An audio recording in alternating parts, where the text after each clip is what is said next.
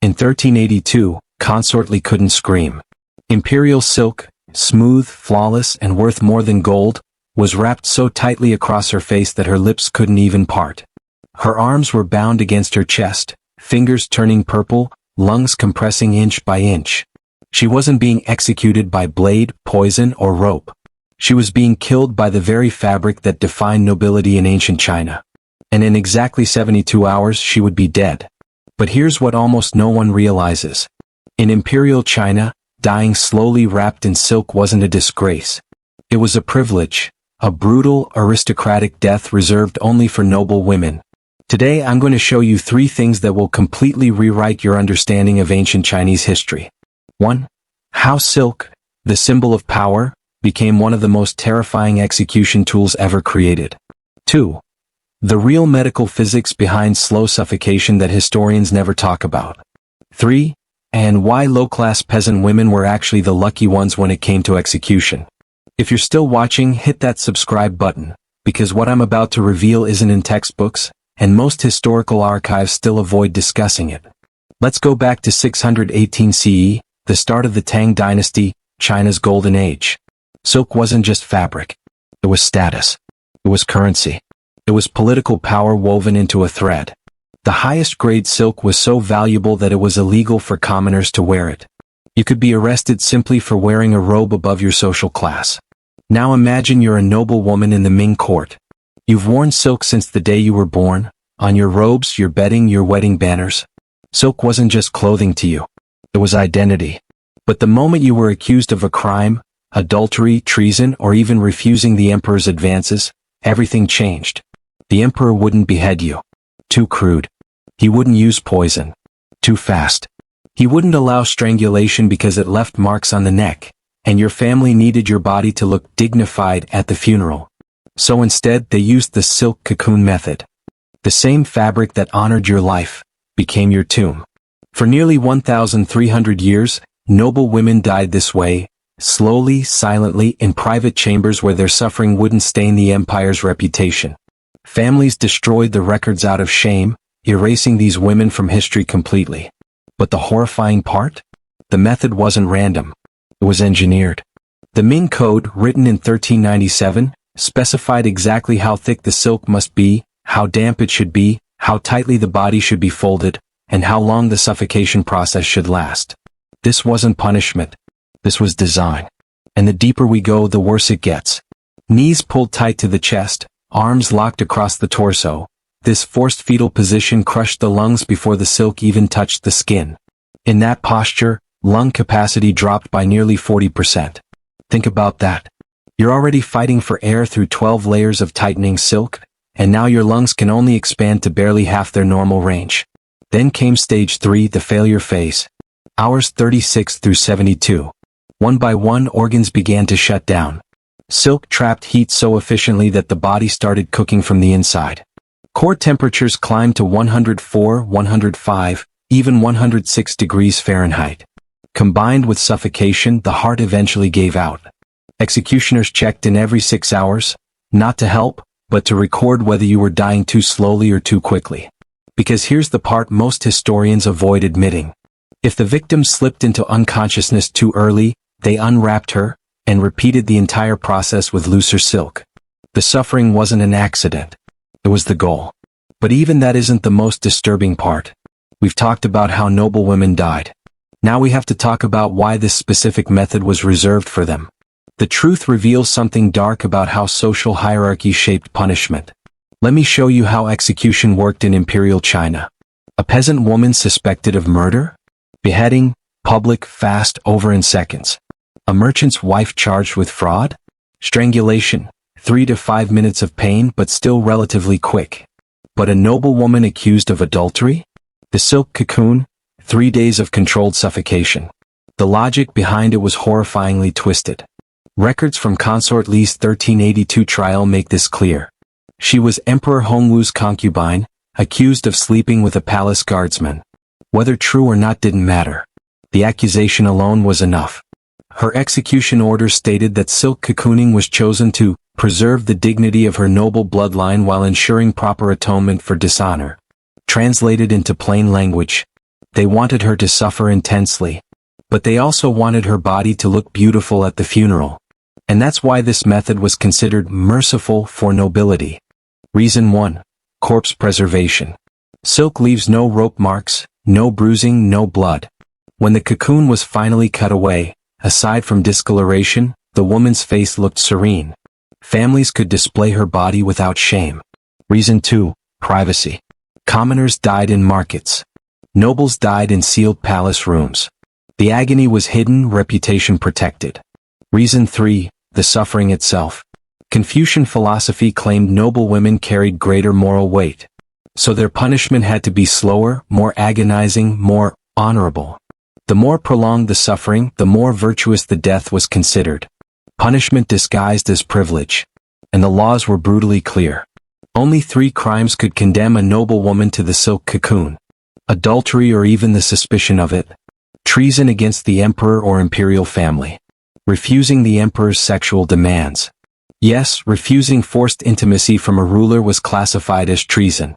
You could be executed for denying the emperor access to your body. But here's the part that was hidden even from many court officials. The victim was never alone. Someone always had to watch. Not soldiers. Not executioners. Her own female relatives. In 1404, Emperor Yongle issued a new decree. From that moment on, every silk cocoon execution required female witnesses, daughters, sisters, sometimes mothers. They were placed in a sealed chamber next to the execution room, forced to watch every moment through a partition. In wealthy regions, the divider was glass. In poorer areas, it was stretched silk, transparent enough to see everything, thin enough to hear every sound. The decree stated clearly, witnesses ensure acceptance of fate and discourage future dishonor among female kin. What it meant was simple. Trauma was a tool. Imagine being a 14-year-old girl standing behind a thin silk screen, watching your mother's body convulse, listening as she cries out names, hearing her voice fracture during the hallucination phase, and being unable to reach her. Guards stood behind the witnesses to ensure no one looked away. This wasn't just execution. This was psychological warfare, designed to haunt generations. Hearing her beg, hearing her call your name, and not being able to help her, imagine that. A thin barrier separates you from your mother, your aunt, your sister, and behind you stand guards ordered to make sure you don't look away for even a moment. This wasn't punishment. This was psychological warfare. The imperial government understood one terrifying truth. If you want to control women, don't just punish one. Traumatize everyone who watches. By forcing female relatives to witness the entire 72-hour suffocation, they created a fear so deep, so permanent, that it shaped behavior for generations. Daughters told their daughters, who told their daughters. The threat didn't need to be spoken. It lived inside the family's memory. Modern trauma experts call this intergenerational terror conditioning.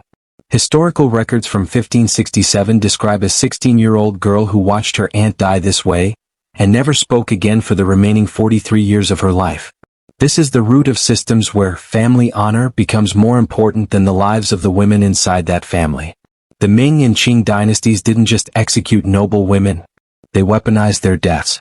For more than 400 years, the system worked perfectly. Women policed each other because they had seen, or heard, what happened when you took one wrong step. But in 1421, something happened that no one saw coming. A woman found a way to breathe inside the cocoon. Her story shocked the imperial court so much that it was buried for centuries. The records were only discovered in 1987. Her name was Lady Su. Lady Su Marijan was 32 when she was sentenced to the silk cocoon. Her crime? Supposedly conspiring with her brother after he criticized the emperor in a private letter. The evidence? Almost none. But for women in the imperial court, an accusation was enough. At dawn, she was brought into the execution chamber. 12 layers of damp silk wrapped her body, the ritual beginning as always. But the executioners didn't know one thing. Lady Su was a master embroiderer. She had spent her life working with silk, understanding its strength, its weaknesses. And hidden in her elaborate hairstyle was a 4-inch embroidery needle, so common for noble women that no one bothered to search for it. 8 hours in, the phase when most victims were already delirious, Lady Su did something extraordinary. She maneuvered the small needle from her hair, forced it downward with her tightly bound hands, and punctured a tiny, almost invisible hole near her mouth. Just a pinprick. Barely noticeable from the outside, but enough to double her air intake. It didn't stop the suffocation, it only slowed it. But that was enough. When the executioners checked on her at the 24-hour mark, the time victims were usually unconscious, Lady Sue was still fully awake. That was never supposed to happen. They unwrapped her immediately. And then something even stranger happened. Emperor Yongle declared her survival as a sign from heaven, divine intervention. And in imperial theology, if heaven spared someone, the emperor couldn't overrule it. So he didn't execute her again. But he couldn't set her free either. That would make him look weak. Instead, Lady Sue was sent to a remote Buddhist monastery in Sichuan. She lived there, under permanent house arrest, until her natural death in 1440. Erased from society. Alive but invisible. And the empire learned the opposite lesson from her survival. 1 month later, the emperor issued a new decree.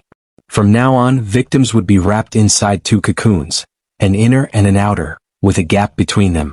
A needle could never reach the outside again. The method didn't become more merciful. It became more brutal. And it continued for another 484 years. The last known silk cocoon execution took place in 1903. The victim, a Manchurian noblewoman named Lady Qin, accused of harboring pro-Western ideas. Silk, the fabric that built empires, connected continents, clothed royalty, became the shroud for one of history's darkest forms of gender-based punishment. And Lady Sue's desperate attempt to survive only made it worse for every woman who came after her. And here's the part that stays with me. Historians estimate that between 2,000 and 3,000 noble women were killed through the silk cocoon method over 5 centuries. But here's the tragedy, we don't even know most of their names. Their stories vanished not because records were never kept, but because their own families destroyed them. The shame of having a female relative executed, even if the accusation was completely false, was so overwhelming that families erased entire branches of their lineage. These women were killed twice. Once in life, and once in memory. When you walk through museums today and admire displays of imperial Chinese silk, you'll read about trade routes, craftsmanship, artistry, all true, all important. But you will not see even a sentence acknowledging the silk cocoon method. You won't see any mention of the thousands of noble women who suffocated inside that same luxurious fabric. And that brings me to a question I want you to think about. Should museums displaying imperial silk be required to include this hidden history? Not to shame modern China, but to honor the women who were erased. To tell the full truth. Drop your honest thoughts in the comments. I genuinely want to know where you stand. And if this story shattered what you thought you knew about ancient China, you need to watch my deep dive on foot binding's real economic purpose next. The link is in the description, and trust me, whatever you think you know about foot binding is probably wrong. Thank you for watching. And remember, history isn't just emperors and battles. It's the stories we choose to remember, and the ones we choose to forget.